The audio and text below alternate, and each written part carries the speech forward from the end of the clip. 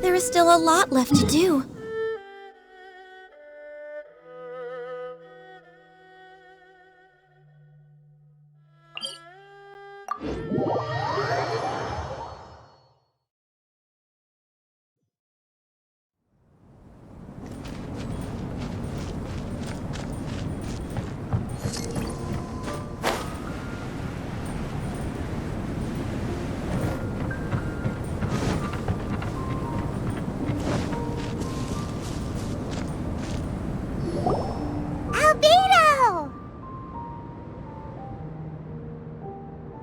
Traveler, Paimon.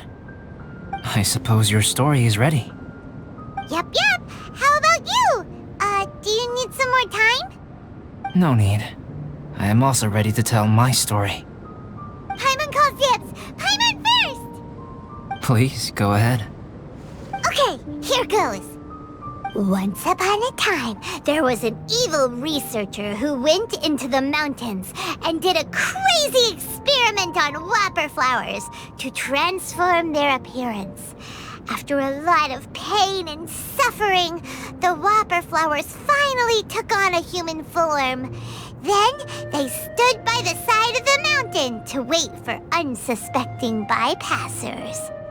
To whoever spoke to them, they would ask some questions such as, "Who am I? Who are you?" If the bypasser got the wrong answer, the last sound they'd make would be a yelp before the whopper flower ate them alive in one bite. Ooh, truly frightening. What the? You two aren't scared at all! Don't go nitpicking, okay? If you didn't like the story, go write your own!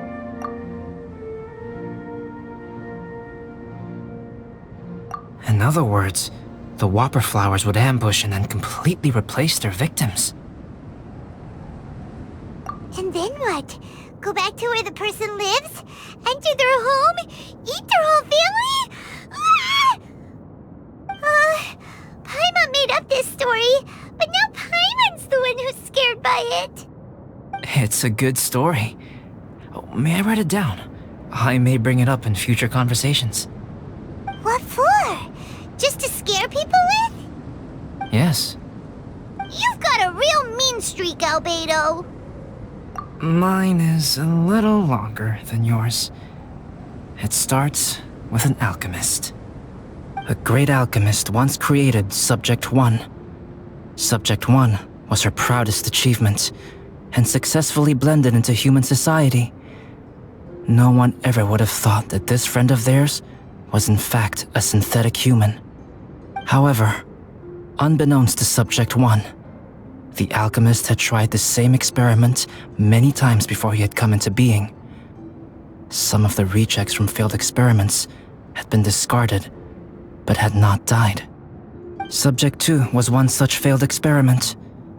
He was swallowed by a great dragon that came to rest upon a snow-swept mountain.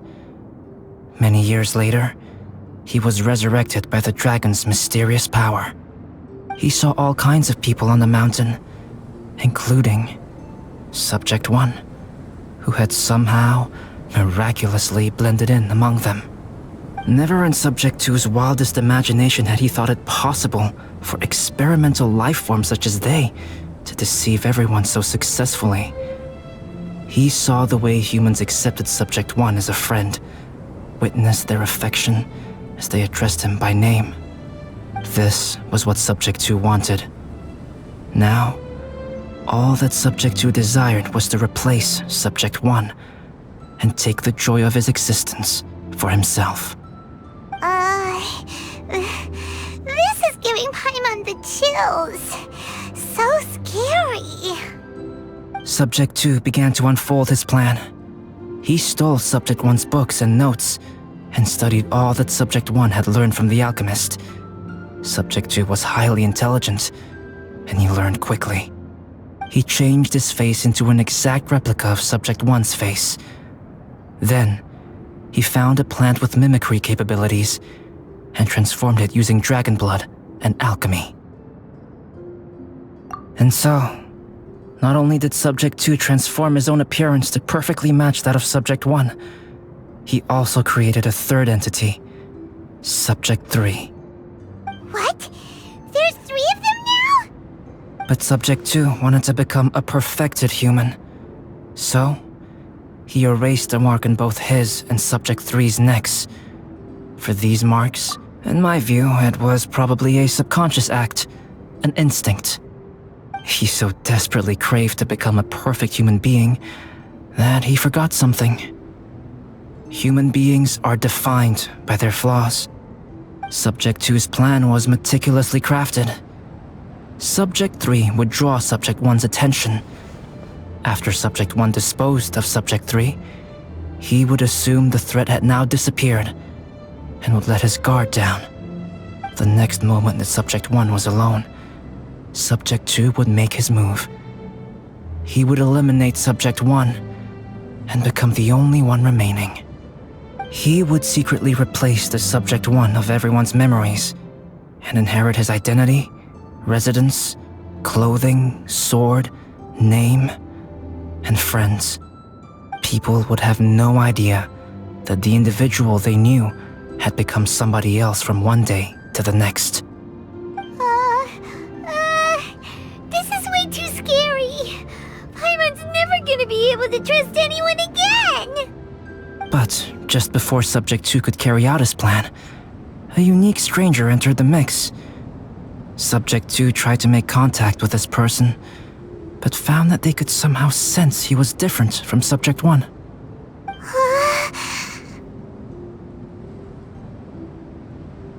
What's wrong? Are you scared? What happened then? What happened to the stranger? He became a new stage in Subject 2's plan. One more person that Subject 2 had to dispose of. It's as if there were 3 identical roses in a garden. Only one of the 3 was a fine specimen, while the other 2 were defective specimens that bore poisonous thorns. In all the world, only the gardener who tended to them could tell which was the good specimen. People do not like poisonous plants. Only a perfect rose can fetch a high price. If the inferior specimens wanted to conceal the fact of their worthlessness, they would have to take the gardener out of the picture, using their poisonous thorns. This is exactly what Subject 2 was thinking. So, he hid in the shadows and waited patiently. Maybe soon, he would get his chance to become truly human.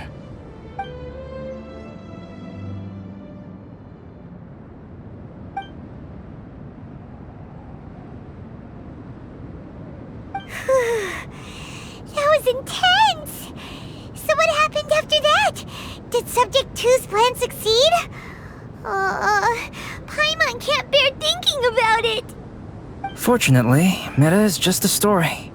And even in this story, Subject 2 did not succeed. But you can never let your guard down on Dragonspine. Monsters mutated with Durin's power and blood are also creatures of Rhine-Daughter, just like me. You must beware of all such creatures.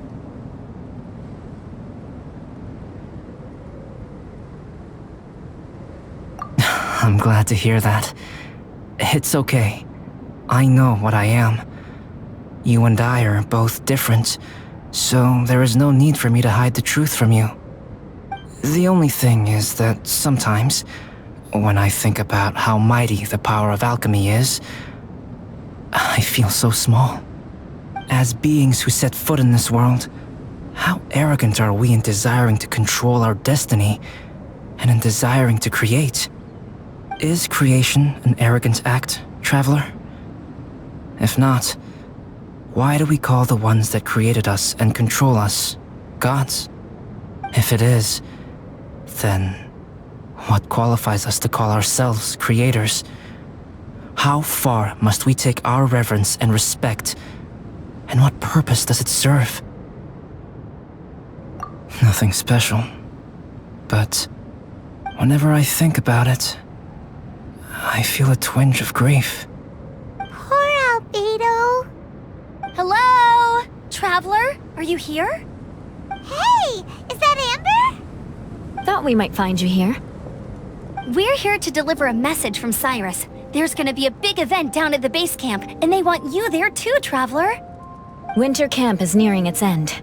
Apparently, even provisional instructors are required to attend. Looks like we need to go, Albedo. Bye for now. Then I won't keep you. I have some things to attend to here, so forgive me for not seeing you down. Don't worry about it. There have been no issues getting up and down the mountain recently. Is everyone ready? Let's not keep them waiting.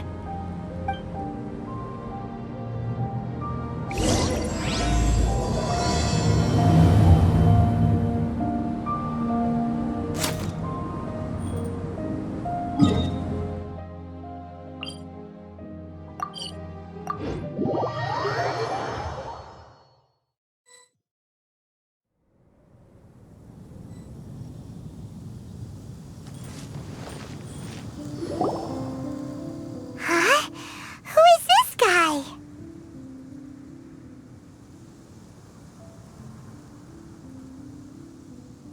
Allow me to introduce Yozerf. He's Joel's father. Dad, this is that traveler I was telling you about. The traveler's helped me out loads in the past, and this time we even built a snowman together. Joel has told me everything about you. I can't thank you enough. Wow, this is amazing! Wait a second. Why is Cyrus discreetly wiping tears away? And what is Pallid doing here? Pallid is the hero of the hour this time. Go on, Pallid. Tell us what happened in your own words. Okay. The weather was fine on that fateful day, and I had a feeling that Lady Luck was smiling down on me. So I trusted my gut and set off to explore somewhere new, somewhere dangerous. Because where there is great danger, there is also great treasure. Why does this sound so hard to believe? But I had only been away from the group for a short while when I fell down a slope and just started rolling. Uh-oh. Did my bad luck rub off on him when we ran into each other on the mountain? The place I fell to was somewhere I didn't recognize, and I'd sustained a few injuries. I remember thinking to myself, this is the worst luck I've ever had in my whole life. Then I met Yozerf. He'd heard the sound of me falling and came out to see what was going on. Huh? Wow, so it was completely by chance then. I thought he must have been someone from the Adventurers Guild here for the event, but after a few words of conversation, it was clear that he was having memory problems. He didn't even know his own name. The temperature was freezing, and there was no time to deal with all that there and then, so I convinced him to come back to the camp with me and figure everything else out after we got there. We got back to the camp, ran into Joel, and the moment he saw him, he froze for a second with this completely stunned expression on his face, and then he started crying out, "Dad! Dad!" That's when Yozerf suddenly started to remember. My memory has still not fully recovered, but Joel and his mother, they are the only ones that I will not, no, that I cannot forget. Daddy. Daddy's right here, Joel. Daddy's right here. Yozerf, don't you remember anything else at all? The poor princess, feeding the foxes? I'm sorry. I have no recollection. Maybe it's because of the head trauma. I'm not sure. I woke up and found myself covered in blood. My things were gone, and there was nothing to indicate who I was or how I got there. I crawled into a cave and settled in for a slow recovery. After my legs and feet were a little better, my hunting skills were what kept me alive. Dad, I was so worried about you. I'm all right now, Joel. Oh, don't cry. Daddy's not going anywhere. I'm here to stay. Oh, this is good. This is good. You know what, though? I definitely think my luck got worse after running into Benin on that mountain. I knew it. I just... No, I just meant if it weren't for you, there's no way I ever would have run into Yozerv on a mountain this huge. Besides, we got back safely, didn't we? So don't blame yourself. Maybe sometimes miracles can only happen when you get just unlucky enough. Ballad. When did you become such a smooth talker, huh? Huh? Am I? I was just telling the truth. Oh, yeah. I want to say thank you to the Traveler, Uncle Cyrus, Auntie Eula, and Auntie Amber. Thanks, everyone. You all helped look after me, and I will always remember it. But I guess I can't take the snowman with me, or it'll melt once it leaves Dragonspine. It's such a shame. Oh, I can help with that. One moment. Huh? Eula? Here, take this. It's powdered rime. Just add it to your snowman, and it will never melt. Wow! Really? Oh, this is awesome! You're the best, Auntie Eula! Dad, I have an unmeltable snowman now! How cool is that? How can I ever repay you all?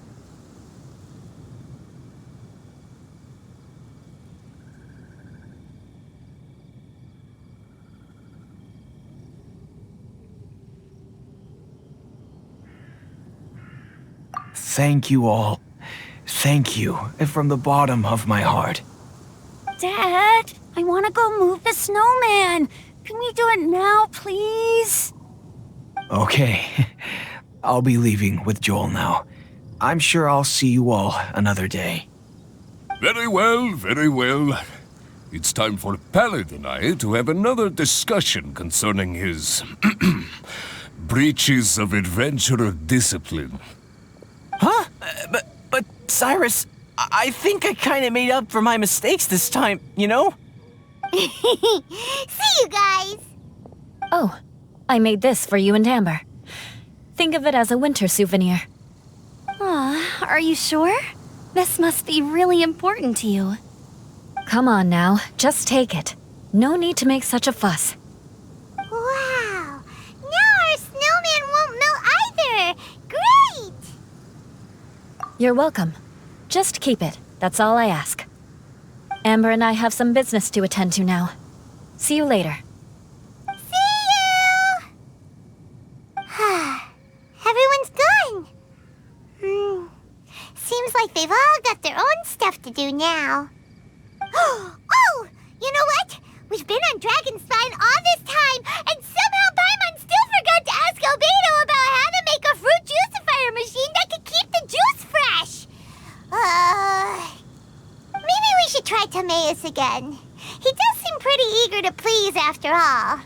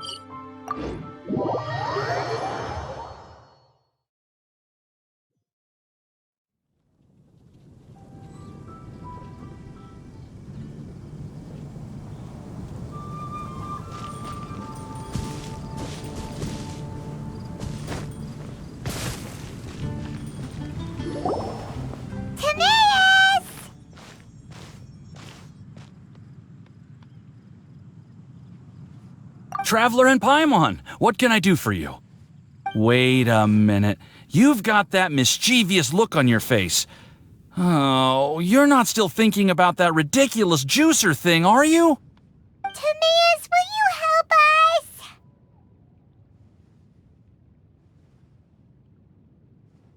us? Well, if the Traveler isn't really interested, then, yeah, maybe I'll give this one a pass. It's just the weirdest request ever. No, but Paimon's Sunsettias are gonna go to waste without it! And the time it would take me to research something like that, I could probably pick those Sunsettias again 10 times over. New research project, Timaeus? We meet again. Oh, Albedo, thank goodness. So the situation is, Paimon wants a machine that can turn fruit into juice and keep the juice fresh. I mean, surely it's... Majorly important, that's what it is. If you can manage to invent this, we'll never have to worry about fruit going bad ever again! That's impossible.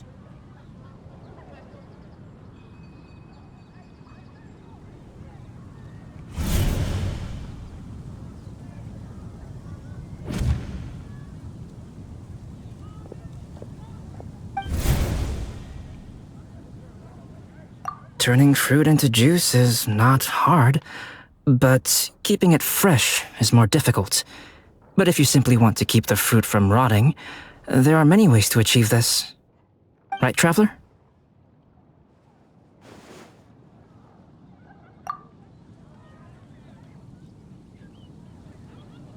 What about his neck? What's wrong? Is there something on my neck? From the look on your face, it's as if you thought I just played a practical joke on you that was in exceedingly poor taste.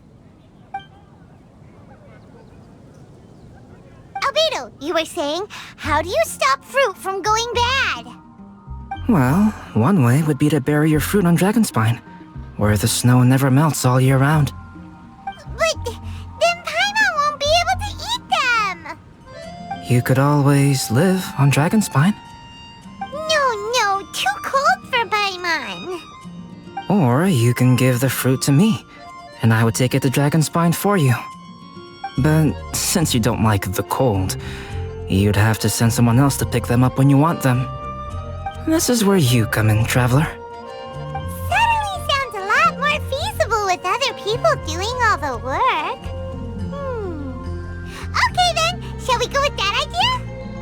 Fruit buried on Dragonspine will stay fresh for much longer. However, it is also possible that the fruit will sprout and grow into fruit trees. Who knows? Maybe the next time you visit, it will have grown into an orchard. You can water the trees, add fertilizer, and when they finally bear fruit, you will have some fresh Sunsettias. No way! Then Paimon will have to be a gardener! That's not the goal here. Oh? Well, I don't think being a gardener is so bad.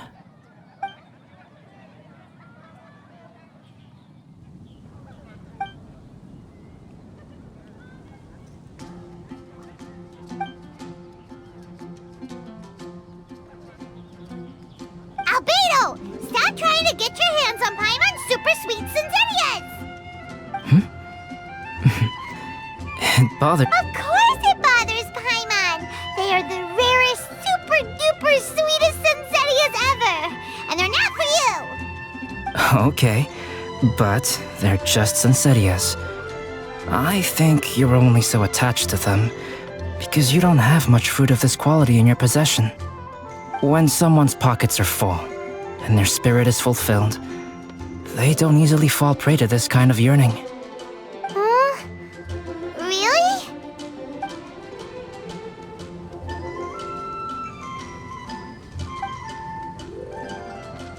Welcome.